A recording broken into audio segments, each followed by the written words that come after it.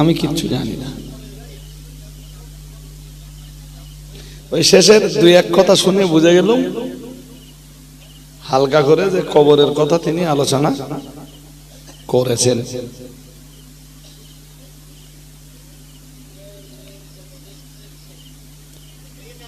কবর সম্পূর্ণ আলাদা একটি জগৎ,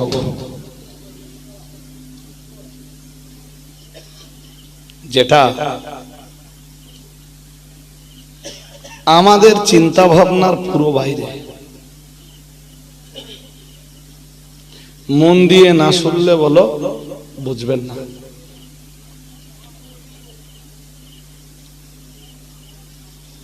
কবর আমাদের চিন্তা ভাবনার সম্পূর্ণ কি বাইরে। আমরা ততটা জানি যতটা আল্লাহ জানিয়েছেন, আর যতটা জানিয়েছেন তার রাসূল। এবং কবর প্রসঙ্গীয় আল্লাহর রাসূলের বাণীগুলোকে যথাযথভাবে বিশ্বাস করাটাই আমাদের ঈমানের দাবি। এর বাইরে আমরা কিচ্ছু জানি না। No conception, no idea. Idea conception কতটা আছে? আসসালামু আলাইকুম।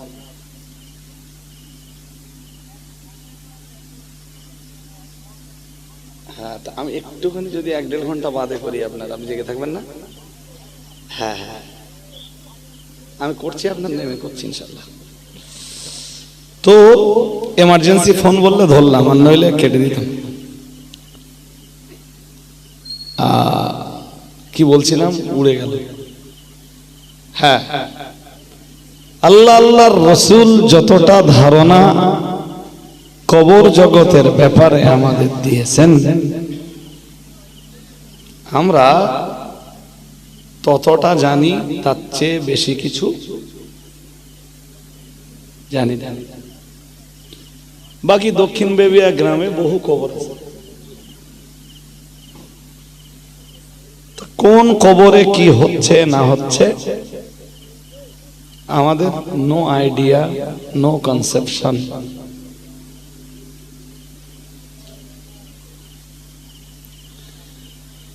বাকি কবরের আযাব সত্য, এটা কোরআনুল কারীমের আয়াত এবং রাসূল পাকের হাদিসে নববী এবং আসারুস সাহাবী থেকে প্রমাণিত। কবরের কিছু মানুষ শান্তিতে থাকে, সেটাও কোরআন হাদিস দিয়ে কি বলুন প্রমাণিত। এর বাইরে আমরা কিছু জানি না। কিন্তু এর প্রতি বিশ্বাস রাখাটাই আমাদের ঈমান। যে মানুষটি কবরের শান্তি শাস্তি কোনটা বিশ্বাস করে না, সেই ঈমানদার নয়। শুনছেন আমার আওয়াজ নাকি? হ্যাঁ, এবার আমার যদি জিজ্ঞেস করেন যে হুজুর সে ঈমানদার নয় কেন, তার জবাব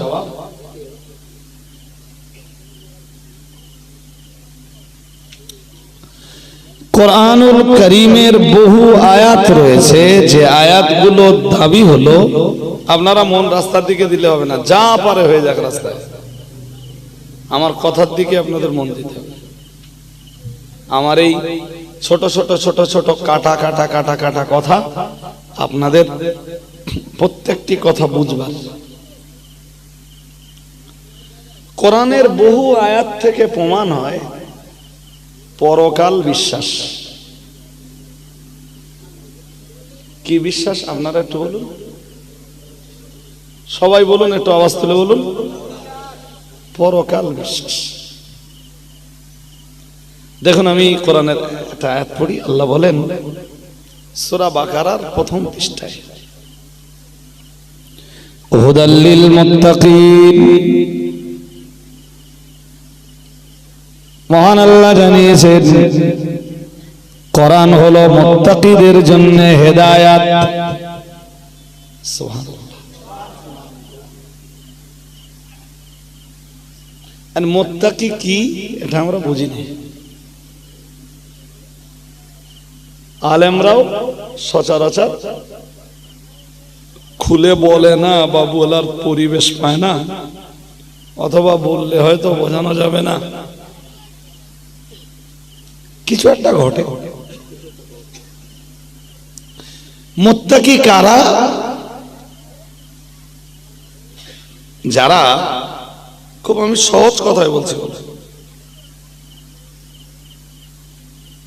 তাকওয়া হলো, মুত্তাকি শব্দটার উৎপত্তি তাকওয়া শব্দ থেকে। তো তাকওয়া কি? আমরা যেটা বুঝি সচরাচর তাকওয়া মানে লোকের বাড়ি না খাওয়া। আর যে লোকটা লোকের বাড়ি না খায় আমরা তারে বলি মুত্তাকি।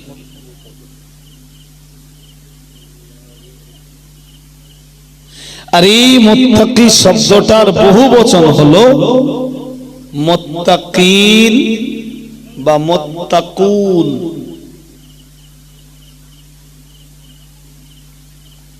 ওর এক বচন মুত্তাকি। মুত্তাকি কে? যে তাকওয়া করে। তাকওয়া কি? এবার তাকওয়ার সংজ্ঞাটা ছোট্ট করে জেনে নেন।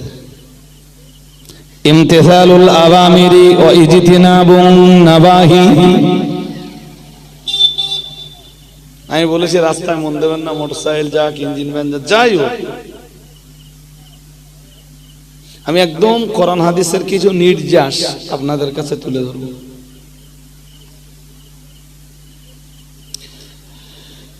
তাকওয়া হলো ইমতিসালুল আওয়ামির, আল্লাহ যত নির্দেশ দিয়েছেন নির্দেশগুলিকে পালন করা আর নিষেধগুলোকে বাদ দেওয়া।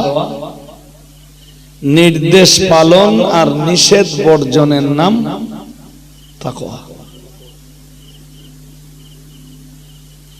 আপনাদের কি বুঝতে অসুবিধা হচ্ছে?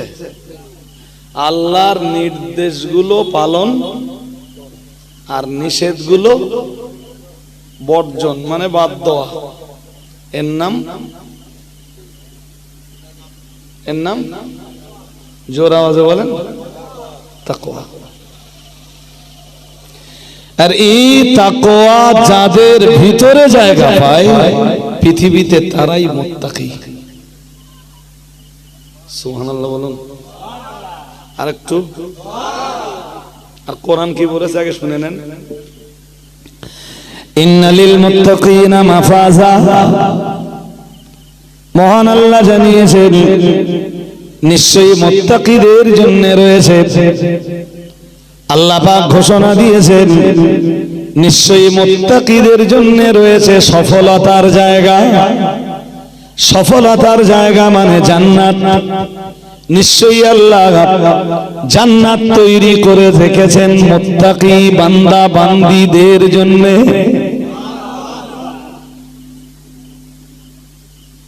আপনাদের ভুলে গেলে হবে না, কোনো কথা সহজে ভুলতে দেব না, একদম মুখস্থ করার মতো মুখস্থ করে বাড়ি যেতে হবে। এমনি ওই যে গজল টজল যা আপনারা শোনেন ওতে কিচ্ছু নেই, ওতে আছে শুধু মনোরঞ্জন। কি আছে? গজলে কি হেদায়েত আছে? কথা বলেন। হেদায়েত কোথায় আছে? কোরআনে। হেদায়েত কোথায়?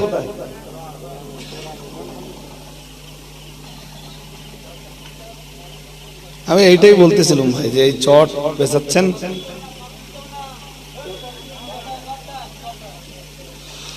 ওই একটু আস্তে আস্তে যান ভাই। হ্যাঁ, লোকজন সব বসে আছে তো, একটু ধীমে ধীমে যান। আসলে রাস্তার উপরে হলে না ডিস্টার্ব। সবে আমি খুব খুব খুব সুন্দর করে বিষয়টা পাতিয়ে নিলাম যে ওয়াজ করার জন্য যে পরিবেশ দরকার, আল্লাহর রহমত সে পরিবেশ এসে দেখতেছিলাম ছিল না, এখন হয়ে গেছে। এবং আপনারাও বেশ অনেকটাই দেখছি আল্লাহর রহমত যে চাঙ্গা হয়ে গেছে। আল্লাহ কবুল করুন, বলুন আমিন, বলুন আমিন। দেখেন আমার ওয়াজ শুনতে শুনতে আপনারা আরো চাঙ্গা হয়ে যাবেন। তাহলে মুত্তাকি কে এটা যেন আপনাদের বলতে বুঝতে বোঝাতে আর অসুবিধা না হয়। মুত্তাকি সেই ব্যক্তি যে আল্লাহর নির্দেশাবলী পালন করে, নিষেধগুলো বাদ দিয়ে চলে, তার নাম সব রকমের নিষেধ বাদ দেয়। যেটা দেখা হারাম সেটাও বাদ দেয়, যেটা ধরা হারাম সেটাও বাদ দেয়, যেটা শোনা হারাম সেটাও বাদ দেয়, যেটা বলা হারাম সেটাও বাদ দেয়, যেটা স্বাদ নেওয়া হারাম সেটাও বাদ দেয়, যেটা দেখলে স্বভাব হয় সেটাও করে, যেটা শুনলে স্বভাব হয় সেটাও করে, যেটা বললে স্বভাব হয় আল্লাহর নির্দেশ আছে পালন করে, তাদের নাম মুত্তাকি। আর পৃথিবীর এই রকম মুত্তাকি যারা, এরা মারা যাবার পরে এরা জান্নাত পায়। সুবহানাল্লাহ। এদের কবর না, কবর থাকে না, এদের কবরটাই জান্নাতে পরিণত হয়।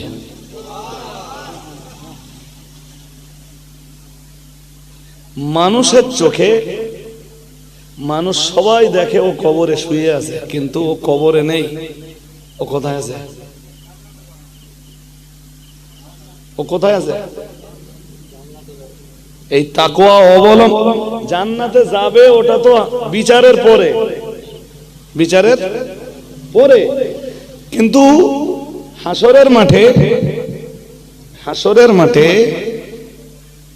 বিচার হওয়া অবধি ও তো কবরে থাকবে, কবর থেকে উঠবে, তারপর তো হাসর। হ্যাঁ না বলে না? কবর থেকে উঠবে, তারপর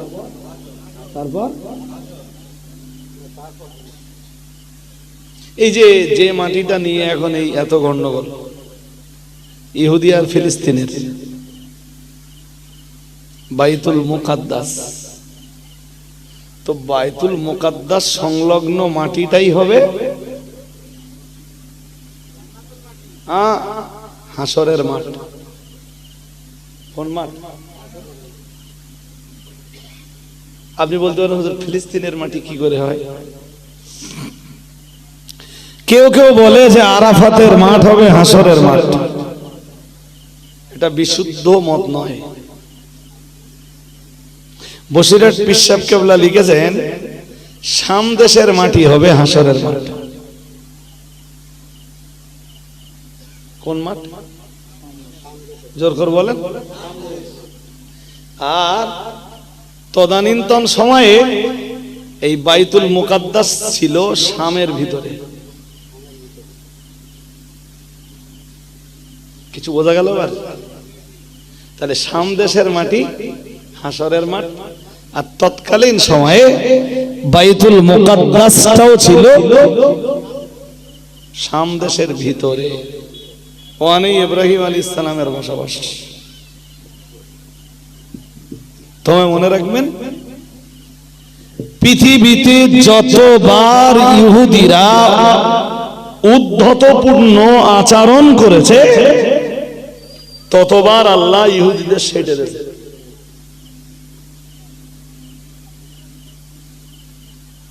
শুনছেন নাকি?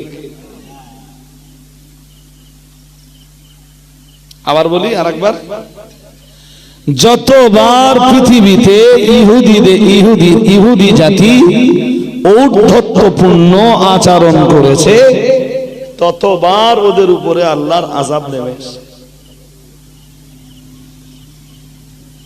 এখন যা করছে, এই ফিলিস্তিনের মুসলমানরা কাঁদছে, চোখের পানি পড়ছে, খাদ্য পায় না, পানিও পায় না, পর্যাপ্ত ওষুধ পাচ্ছে না, ইলেকট্রিক নেই,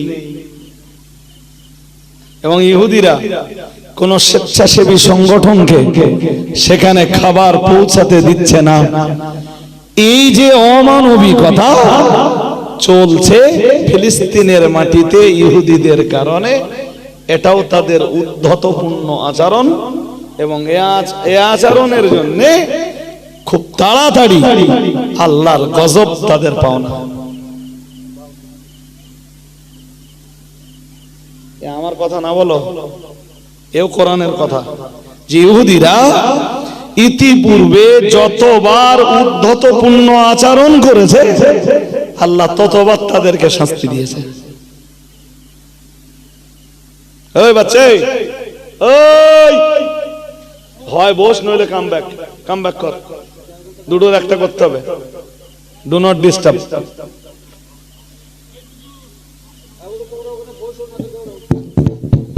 বন্ধ, ঠিক আছে। হয় ওরকম আবার গেছে। ও এরকম হলে তো কি করে, আপনি মাইকলা না, তা আপনি এই চেয়ারে কেন বলেছেন? এই লোকজন তো ধরে আপনার মারবেন লাস্টে। মাইকলা একটা বক্স সাউন্ড দিচ্ছে না, এই বক্সের আওয়াজটা যাচ্ছে তো মোটামুটি। তাহলে কথা শুনুন, সময় লস করে লাভ হবে না ভাই। যাক, তবে একটা কথা মনে রাখো,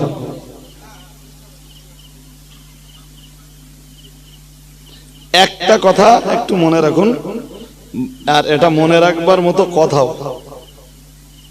আজকের ইহুদি মুসলমানদেরকে মারছে, কিন্তু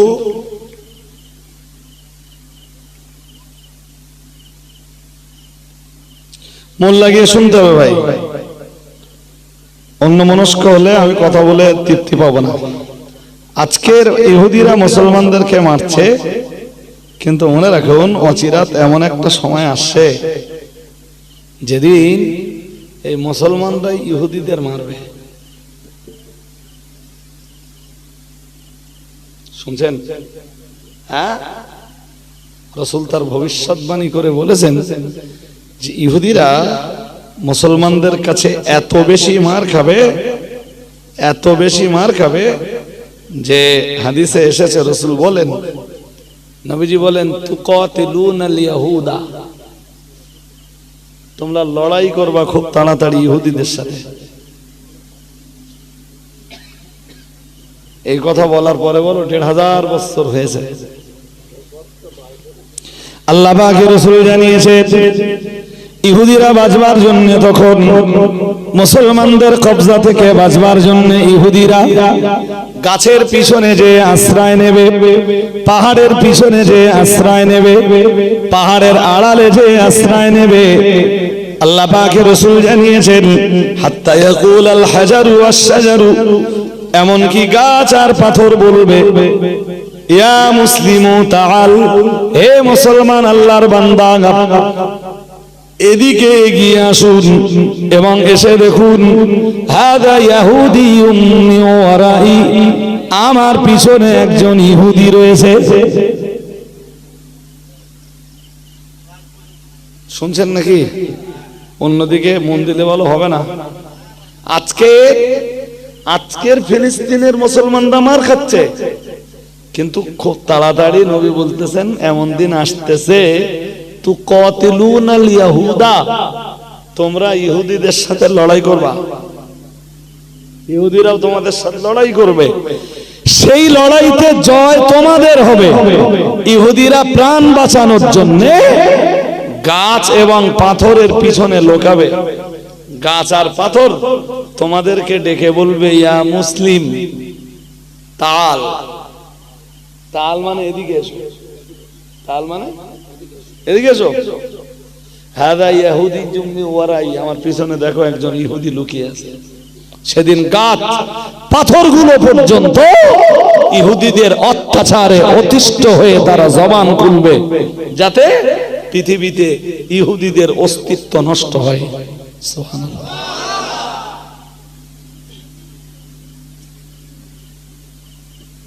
না, আল্লাহ ভালো জানেন যে এটা তার সূচনা কিনা।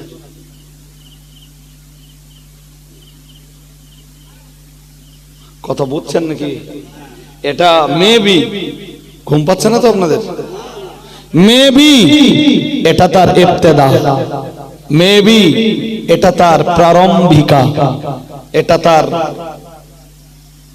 সূচনা, এটা তার প্রাক্কাল, এটা হতে পারে। কারণ আরো হাদিসে এসেছে ভাই, বাইতুল মুকাদ্দাস পৃথিবীর এক পবিত্র ভূমি। সুবহানাল্লাহ। আর একটু মন খুলে, পৃথিবীতে টোটাল পবিত্র ভূমি তিনটে। কটা? জোর করে বলে না। তিনটে। প্রথমটা মক্কা, প্রথমটা জোর আওয়াজে বলেন মক্কা। দ্বিতীয়টা মদিনা, দ্বিতীয়টা, তাহলে মক্কা গেল, মদিনা গেল, রাসূল তিন নম্বরে পৃথিবীর পবিত্র ভূমি বাইতুল মুকাদ্দাস। সুবহানাল্লাহ বলুন। আর যেগুলোকে আমরা পবিত্র ভূমি বলি, এটা সমাজ প্রচলিত, কিন্তু এর পক্ষে কোরআন হাদিসের কোন দলিল। হ্যাঁ সাহেব, কি কথা বোঝা যাচ্ছে? আরো বহু ভূমিকে আমরা পবিত্র বলে মনে করি। যেমন আমরা যে পীর সাহেবকে মানি, সেই পীর সাহেবের বাড়িটাকে মনে করি পবিত্র ভূমি। কথা কি বুঝতেছেন? হ্যাঁ, কিন্তু ওটা কি কোরআন আর হাদিস সমর্থিত পবিত্র ভূমি? কথা বলে না। কোরআন হাদিস সমর্থিত পবিত্র ভূমি কয়টা বলেন? জোর করে বলেন। এই আমার এই ওয়াজ শুনলে আমার আগুন ধরে কিনা? রজব আলী সাহেব বলেছে যে পৃথিবীর পবিত্র ভূমি তিনটি, এতে আবার আগুন ধরবে না তো? যে কারণে রাসূলের হাদিস এসেছে। কি চ্যাম্পিয়ন করে রাসূল জানিয়েছেন, লা তুশাদ্দুর রিহালু ইল্লা ইলা সালাসাতি মাসাজিদা আও কামা ক্বালা আলাইহিস সালাম। প্রিয় নবী আমার জানিয়ে দিয়েছেন, ও সাহাবীরা মনে রাখো, তিনটি মসজিদ ব্যতীত তোমরা সফর করতে পারবে না। কয় মসজিদ? আরো তো অনেক মসজিদ আছে। দিল্লির মসজিদ, নাখোদা মসজিদ, দিল্লির জামে মসজিদ, অনেক নাম করা মসজিদ। হ্যাঁ না বলবেন তো? কলকাতার নাখোদা মসজিদ নাম করা মসজিদ। হ্যাঁ, কিন্তু রাসূল বলেছেন তিন মসজিদ ছাড়া পৃথিবীর অন্য কোন মসজিদের জন্য সওয়াবের নিয়তে, নেকি পাওয়ার নিয়তে তোমরা সফর করতে পারবা না। এবার বলুন তো কয় মসজিদ? জোর করে বলেন। এই ছাড়া সওয়াবের নিয়তে সফর করতে যাওয়া চলবে? চলবে। এক নম্বরে রাসূল জানিয়েছেন মসজিদুল হারাম। আল্লাহ পাকের রাসূল জানিয়েছেন এক নম্বরে মসজিদুল হারাম, তার মানে কাবা। সুবহানাল্লাহ বলেন না তো? এক নম্বরে কি? এক নম্বরে কাবা। দুই নম্বরে রাসূল জানিয়েছেন ও মসজিদির রাসূল। দুই নম্বরে রাসূল জানিয়েছেন রাসূলের মসজিদ। ভাই গাড়িতে সাইড দিতে হবে, এইটাই হবে আমি জানি। গাড়িওয়ালার তো আমরা আটকে থাকতে বলতে পারি না, সেকেন্ড কোনো ওয়ে তো নেই। আছে কই? মারুতি যাওয়ার মতো রাস্তা আছে ওখানে, তাহলে একজন থাকেন।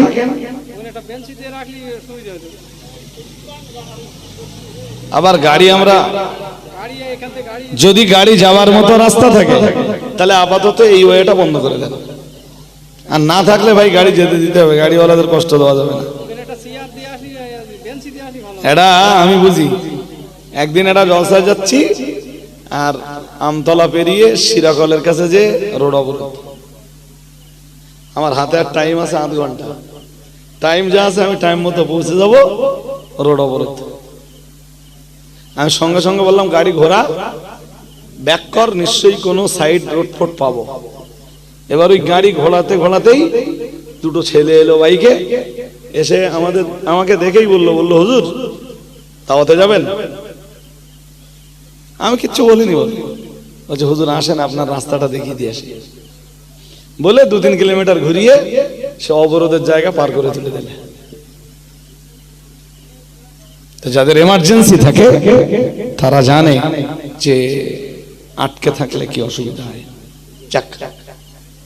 তো মন দিয়ে শুনতে হবে। একে মসজিদুল হারাম, মসজিদুল হারাম বলা হয় কাবাকে। কাকে বলা হয়? হারাম মানে পবিত্র। এখানে হারামের মানে কি? পবিত্র। আল্লাহ পাকের রাসূল 2 নম্বরে জানিয়েছেন মসজিদুর রাসূল, 2 নম্বরে নবী জানিয়েছেন রাসূলের মসজিদ। রাসূলের মসজিদ বলতে মসজিদে নববী।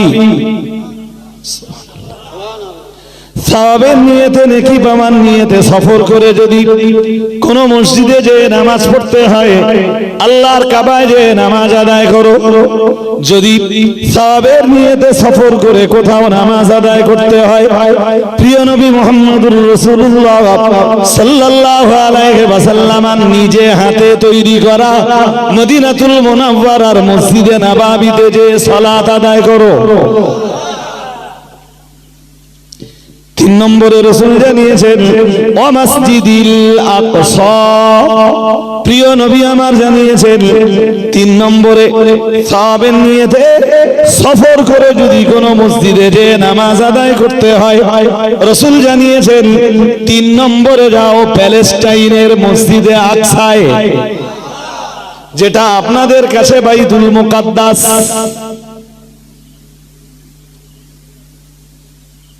হাদিস বলছি না গল্প শোনাচ্ছি? তাহলে একটু আলহামদুলিল্লাহ বলেন। হ্যাঁ, এই 3 জায়গা ছাড়া সওয়াবের নিয়তে নেকি পাওয়ার আশায় অন্য কোন মসজিদে যাওয়া। এখান থেকে একটা মশলা শিখে নেন আজকে। এই যে হাদিসটা পড়লাম না, আমার দেশে এক শ্রেণীর লোক আছে, তারা বলে যে দূর দেশে পীর ওলিদের কবর জিয়ারত করতে যাওয়া যাবে। কেন না? নবী বলেছেন 3 মসজিদ ছাড়া সওয়াবের নিয়তে কোথাও সফর করা। আরে গোমড়া, ও হাদিসে তো পীর ওলিয়া উলিয়াদের কবর জিয়ারতের কোনো কথা আছে? মসজিদের আসলে ব্যাপারটা কি? ব্যাপারটা বুঝে নেন। বিষয়টা হলো দক্ষিণ বেবিয়া মসজিদে নামাজ পড়লে যা সওয়াব, বসিরহাটের সাই মসজিদে যে নামাজ পড়লেও, কলকাতার নাখোদা মসজিদে যে নামাজ পড়লেও, দিল্লির জামে মসজিদে যে নামাজ পড়লেও না সওয়াব বাড়বে? কথা কয় না? সওয়াব বাড়বে? বাড়বে। সওয়াব বাড়বে ওই 3 মসজিদে। হ্যাঁ, অন্য কোন মসজিদে গেলে আপনি যেতে পারবেন, দেখতে পারবেন, কিন্তু সওয়াবের নিয়তে যাওয়া যাবে না। দর্শনের নিয়তে যেতে পারবেন। সফরের নিয়তে যদি আপনি কুলসি, আল্লাহ বলেন কুলসিরু ফিল আরদ, ও নবী আপনি বলে দেন তোমরা পৃথিবী পরিভ্রমণ করো।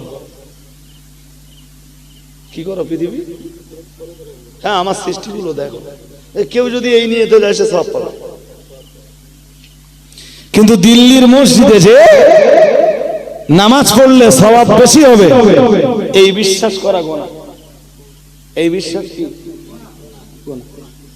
তো যারা বলে দূর দেশে পীর ওলিদের কবর জিয়ারত করতে যাওয়া যাবে না, ওই হাদিসটাই তাদের দলিল বলে।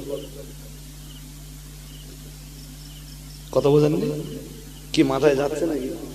কারণ ওতে আছে নবী বলেন লা তুসাদ্দুর রিহাল ইল্লা ইলা সালাসাতি মাসাজিদা, 3 মসজিদ ব্যতীত উটের হাওদ আবেদন, মানে 3 মসজিদ ব্যতীত অন্য কোথাও সফর করো না। তাই ওরা আমভাবে ফতোয়া দেয় যে পীরওয়ালিদের উদ্দেশ্যে পীরওয়ালিদের কবর জিয়ারত করতে গেলেও কোনো সওয়াব হবে না, নবীর নিষেধ আছে। তুমি ঘোড়ার ডিম বুঝেছো এই হাদিসে।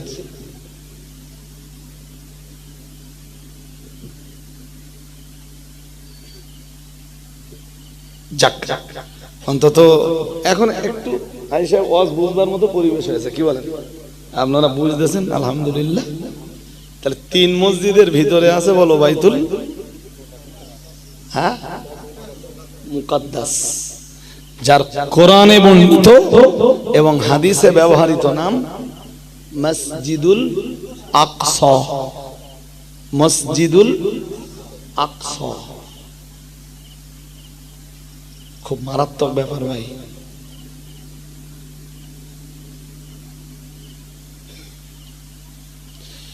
মুসা আলাইহিস সালামকে নির্দেশ দিয়েছিলেন আল্লাহ বাইতুল মুকাদ্দাসকে আমালেকা সম্প্রদায় অথবা জব্বারিন সম্প্রদায়ের হাত থেকে মুক্ত করতে।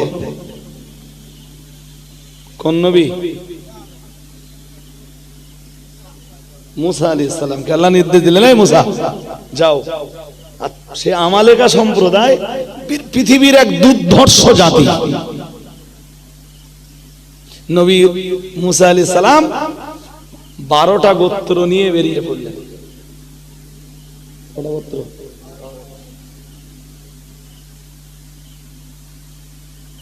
আমালেকা সম্প্রদায়ের কাছ থেকে মসজিদুল আকসা উদ্ধার করতে হযরত নবী মুসা আলাইহিস সালাম 12টা সম্প্রদায় নিয়ে বার হলেন। কিন্তু এই 12 জন গোষ্ঠীর 12 জন নেতা ছিল। হযরত নবী মুসা আলাইহিস সালাম ওদের এগেইনস্টে লড়াই করার আগে 12 জন গোত্রের 12 জন নেতাকে পাঠিয়ে দিলেন, তোমরা বিষয়টা আগে বুঝে এসো। বললেন লড়াই আমরা পরে করবানি, তোমরা বিষয়টা বুঝে এসো দিন। কন্ডিশন কি? ওরা গেল বুঝতে। আমি গোলা রস ভুলে যাইনি গো, আমার মনে আছে কি ওয়াজ করছিলাম। বুঝতে যে 10 জনের মাথা বিগড়ে গেল। কয়জন? বললো এ যা দুর্ধর্ষ জাতি, এই জাতির সাথে লড়াই করে আমরা টিকে থাকতে।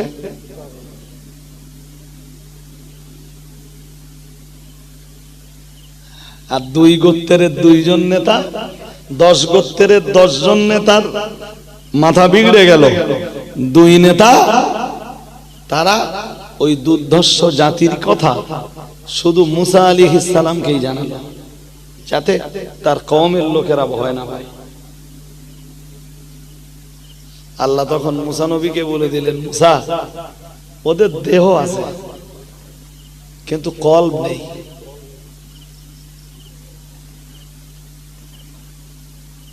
কি আছে কি নেই?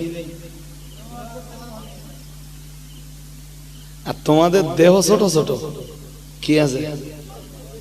মিন্স ওদের বিরাট বিরাট দেহ থাকলেও ভিতরে ঈমান নেই। তোমাদের দেহ ছোট ছোট হলেও কি আছে? আর আসল শক্তি কিসে? জোর করে বলে না, আসল শক্তি কিসের শক্তি? কিয়ামতের নিকটতম সময়ে পৃথিবী জুড়ে মুসলমানদের জয় হবে তাদের ঈমানি শক্তি। আর একটু মন খুলে বলে না, এই যে আপনারা শোনেন হিন্দুস্তানের লড়াই হবে, গাজওয়ায়ে হিন্দ, গাজওয়ায়ে হিন্দ, তাতেও